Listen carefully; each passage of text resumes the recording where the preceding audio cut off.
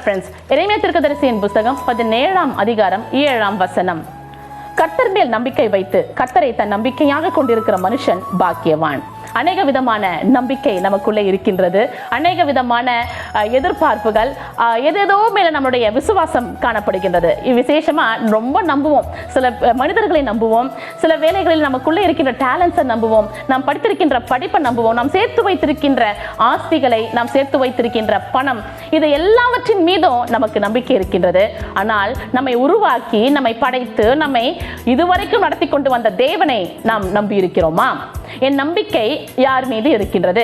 கர்த்தர் மேல் நம்பிக்கை வைத்து கர்த்தரையே தன் நம்பிக்கையாக கொண்டிருக்கிற மனுஷன். நம்பிக்கை வைக்கணும், அவர்தே நம்பிக்கை வாழணும். ரெண்டு காரியங்கள் அழகா இந்த வசனத்துல ஒன்று போல் கொடுக்கப்பட்டிருக்கின்றது. இதை நாம் ஃபாலோ பண்ணும் பொழுது என்னோட வாழ்க்கையை குறித்ததான கவலை நமக்கு இருக்கவே இருக்காது. நம்ம என்ன பண்ணுறோம்னா, நம்பிக்கையை யார் மீதோ வைத்து விடுகிறோம், உம் சித்தம் என்று சொல்லி ஜெபிக்கிறோம்.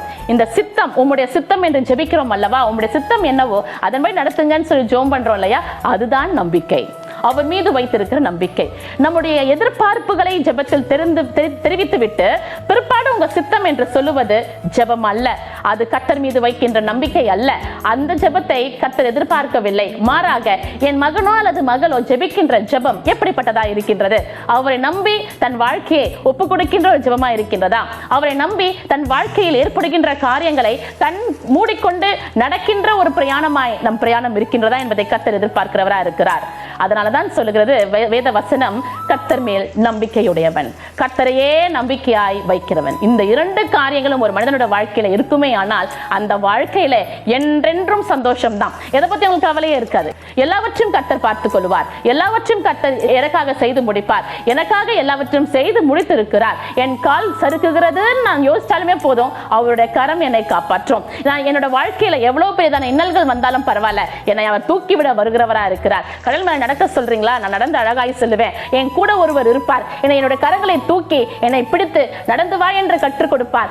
எத்தனை விதமான அலைகள் மோதினாலும் சரி, என் கப்பல் கவிழ்ந்து போவதே இல்லை. அதுதான் கர்த்தர் மேல் வைக்கின்ற நம்பிக்கை. அன்று ஒருவேளை பேதுருவுக்கு அந்த நம்பிக்கை இல்லாததுனாலதான் நாங்கள் அமிழ்ந்து போகவா எங்களை கொண்டு வந்தீர் என்று சொல்லுவதை பார்க்கின்றோம். இயேசுவானவர் சொல்லுகிறார், அவிசுவாசியே என்னோடு கூட எழுந்து நட என்று சொல்லி. அந்த அனுபவம், அந்த கர்த்தர் மீது வைத்து நம்மளுடைய வாழ்க்கையை நடத்துகின்ற அனுபவம் உங்களுக்குள் வருமே ஆனால் உங்கள் வாழ்க்கையை பற்றின கவலை எதுவுமே இல்லை. கடைசி வரையிலும் நம்மை அழகாய் நடத்தி கொண்டு செல்ல அவர் வல்லவராய் இருக்கிறார். அவர் நம்பிக்கைக்குரிய தேவன். Have a blessed day. Praise be to God.